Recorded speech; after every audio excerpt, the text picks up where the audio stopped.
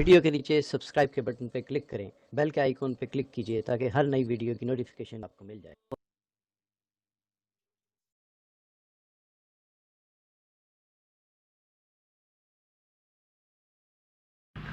اعوذ باللہ من الشیطان الرجیم بسم اللہ الرحمن الرحیم قالوا انا تطیرنا بکم لئن لم تنتهوا لنرجمنکم وليمسنکم منا عذاب علیم قالوا طائركم معكم أَإِن ذُكِّرْتُمْ بَلْ أَنْتُمْ قَوْمٌ مُسْرِفُونَ۔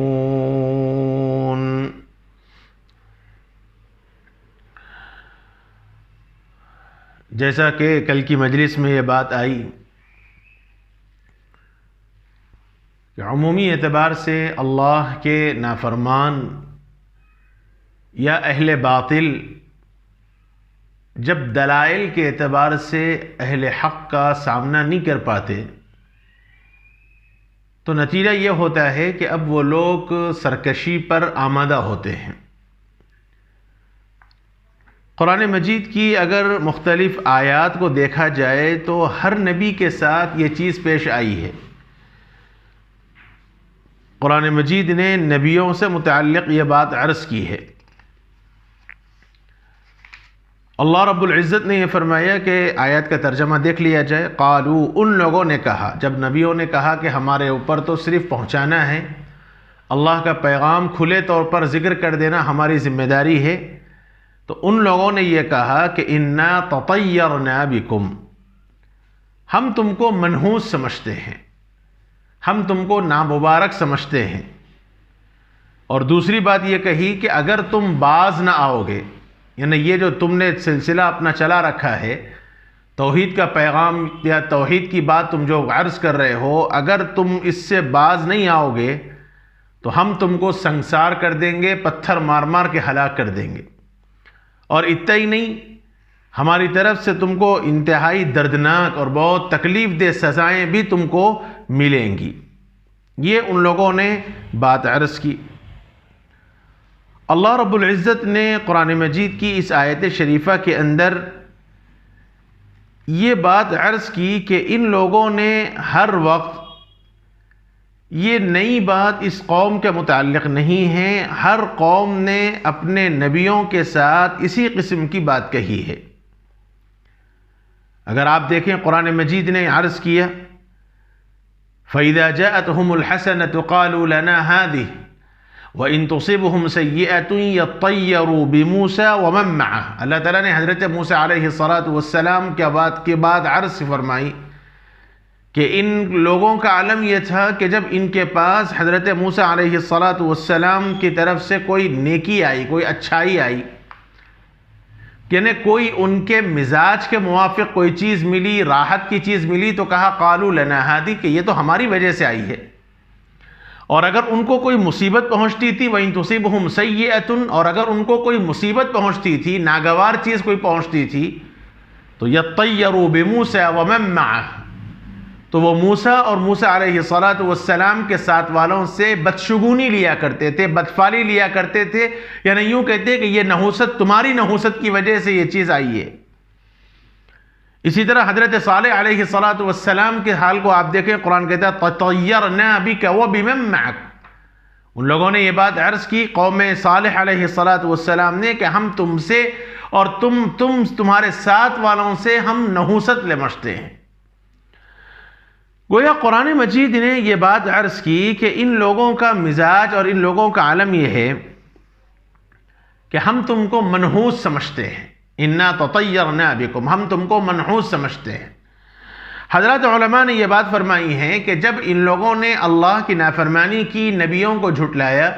تو حق تعالی جل شانہ نے ان لوگوں کے اوپر قحط نازل فرمایا۔ تو اس قحط کے نتیجے میں ان لوگوں میں دشواریاں ہوئیں، پریشانیاں ہوئیں، جان کے لالے پڑ گئے۔ تو ان لوگوں نے کہا کہ صاحب آج ہماری قوم پر جو مصیبت آئی ہے، جو قحط آیا ہے، یہ تمہاری نحوست کی وجہ سے آیا ہے۔ یا ایک بات یہ بھی ہو سکتا ہے اور اس کا بھی امکان ہے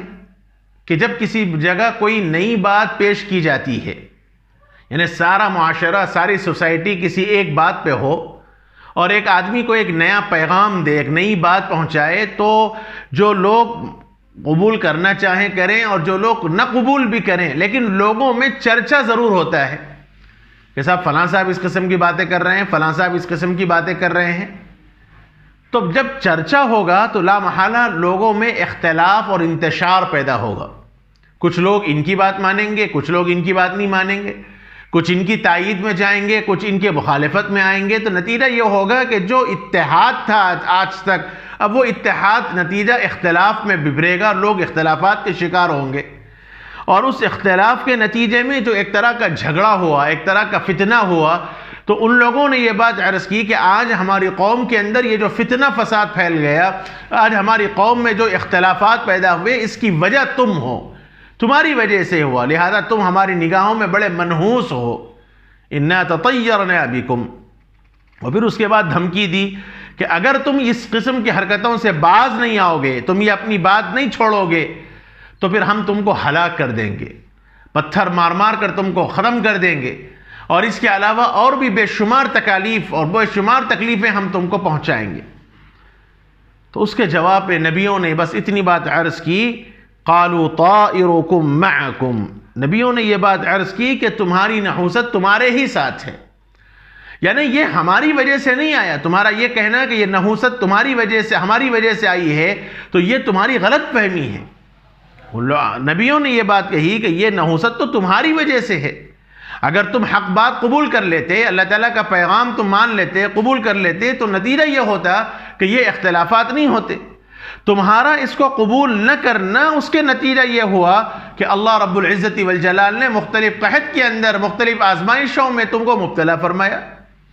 تو یہ جو نحوست آئی ہے، یہ آفت آئی ہے، یہ آزمائش آئی ہے، یہ تمہاری اپنی وجہ سے آئی ہے، اس میں ہمارا کوئی قصور نہیں ہے۔ طائرکم معکم۔ اور پھر اس کے بعد اللہ رب العزت والجلال نے فرمایا ان ذکرتم، کیا تم یہ سمجھتے ہو کہ تم کو نصیحت کی جائے؟ یعنی اللہ تعالیٰ کا پیغام پہنچانا، حق بات تم کو پہنچائی گئی، قرآن مجید کا صحیح پیغام نبی اللہ تعالیٰ کا صحیح پیغام تم کو پہنچایا گیا، اس کے نتیجے میں تم یہ سمجھتے ہو کہ یہ منحوسیت ہے، یہ نحوست ہے۔ ان ذکرتم، اگر تم یہی سمجھتے ہو کہ جو چیز سعادت کی ہے، اللہ تعالیٰ کا جو پیغام تم کو دیا گیا، اس پیغام کو اگر تم نحوست سمجھتے ہو، تو پھر یہ تو بات بہت ہی عقل سے ماورا ہے۔ فرمایا بل انتم قوم مسرفون، تم لوگ تو حد سے آگے بڑھنے والے لوگ ہو، تم لوگ حد سے آگے بڑھنے والے لوگ ہو، یعنی تم نے عقل کے اعتبار سے، عقل کو سامنے رکھ کر تم نے اس قسم کی بات کہہ دی، حالانکہ عقل کے اعتبار سے تو سوچنا چاہیے تھا۔ اللہ تعالیٰ نے تم کو حق بات پہنچایا، ہمیں اس واسطہ اور ذریعہ بنایا، اور اس کے نتیجے میں تمہیں حق بات قبول کرنا چاہیے تھا، لیکن تم ہے کہ تم نے حق بات کو قبول نہیں کیا۔ یہ تو تمہاری اپنی یہ نحوست تمہاری اپنے اعمال کی وجہ سے ہے۔ پھر اس کے بعد قرآن مجید نے ایک واقعے کا ذکر فرمایا، یعنی اسی ضمن میں جب لوگوں نے نبیوں کی بات نہیں مانی، تو نتیجہ یہ ہوا کہ ایک آدمی کا ایک واقعہ اس کے ساتھ پیش آیا، اور وہ آدمی جس کو ان لوگوں نے شہید بھی کر دیا، قتل بھی کر دیا، ان کے ساتھ جنت کے اندر ایک معاملہ پیش آیا۔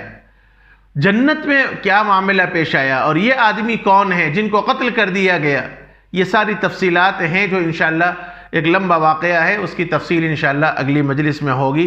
اللہ تعالیٰ اس مجلس کو قبول فرمائے۔ ضمناً ایک بات بطور مشورے کے آپ حضرات سے لینا ہے، یہ سلسلہ جو آپ کے سامنے چل رہا ہے مختصر درس قرآن کے عنوان سے، یہ تو طے ہے کہ یہ انتہائی مختصر درس قرآن ہے، انتہائی اختصار کے ساتھ بہت اہم باتوں کو آپ کے سامنے پیش کیا جا رہا ہے، ورنہ یہ تو ایک بحر زخار ہے، ایک ٹھاٹے مارتا ہوا سمندر ہے قرآن مجید کی تفسیر۔ اس میں بہت اہم چیزوں کو انتخاب کر کے معاشرے میں جس چیز کی ضرورت ہے اس کو بنیاد بنا کے آپ کے سامنے مختصر سی باتیں عرض کی جا رہی ہیں۔ لیکن خیال یہ آیا کہ یہ سلسلہ کافی دراز ہوتا جا رہا ہے، لمبا ہو رہا ہے، اگرچہ کہ مختصر درس قرآن ہے لیکن یہ مختصر بھی بہت لمبا ہو رہا ہے۔ اس لیے ذہن میں ایک بات یہ آئی کہ روزانہ صرف ایک رکوع ترجمہ قرآن مجید، یہ تو سلسلہ چلتا رہے گا انشاءاللہ سورہ یاسین کا، اور پھر اس کے بعد اہم صورتوں کا، یہ تو روزانہ رات 9 بجے جو سلسلہ چل رہا ہے وہ چلے گا انشاءاللہ، لیکن اس کے ساتھ ساتھ روزانہ صرف ایک رکوع قرآن مجید کا ترجمہ سورہ بقرہ سے انشاءاللہ شروع ہوگا، روزانہ ایک رکوع صرف ترجمہ آپ کے سامنے پیش کیا جائے، ایسا خیال اور ارادہ ہے۔ کیا یہ چیز مناسب ہے یا نہیں، آپ حضرات اس سلسلے میں مشورہ دیں، اور اسی ویڈیو کا جو آج کا آپ کے سامنے ویڈیو ہے اسی پہ آپ کمنٹس اپنے دے سکتے ہیں، یا جو پرسنل آپ کے پاس نمبر ہے جو گروپ کا نمبر ہے اس نمبر پہ بھی آپ اپنی رائے دیں، تاکہ پھر یہ اگر اکثر ساتھیوں کی رائے آتی ہے تو انشاءاللہ پھر یہ سلسلہ شروع کیا جائے گا۔ یہ سلسلہ تو چلتا رہے گا، اس سے انکار نہیں، لیکن روزانہ صرف ایک عین کا، ایک رکوع کا ترجمہ قرآن، اس میں کوئی تفسیر نہیں ہوگی، کوئی واقعہ نہیں ہوگا، کوئی شان نزول آپ کے سامنے بیان نہیں کیا جائے گا، صرف قرآن شریف کا ترجمہ اپنی زبان میں اللہ تعالیٰ نے اس ایک رکوع کے اندر کیا فرمایا ہے، روزانہ ترتیب وار ایک رکوع کا ترجمہ آپ کے سامنے انشاءاللہ پیش کیا جائے گا۔ اب یہ کہ اس کو فیس بک پر لائیو لایا جائے، یا یہ کہ جیسا یہ ریکارڈنگ کر کے یوٹیوب پہ ڈالا جا رہا ہے ویسا کیا جائے، آپ حضرات کا مشورہ درکار ہے، اس کے مطابق انشاءاللہ کام کیا جائے گا۔ امید کرتا ہوں کہ آپ حضرات اپنی قیمتی رائے ضرور دیں گے تاکہ ہم لوگوں کو اس کے مطابق کام کرنے میں سہولت ہو۔ وصلی اللہ وسلم وبارک علی نبینا محمد وعلی آلہ وصحبہ اجمعین والحمد للہ رب العالمین۔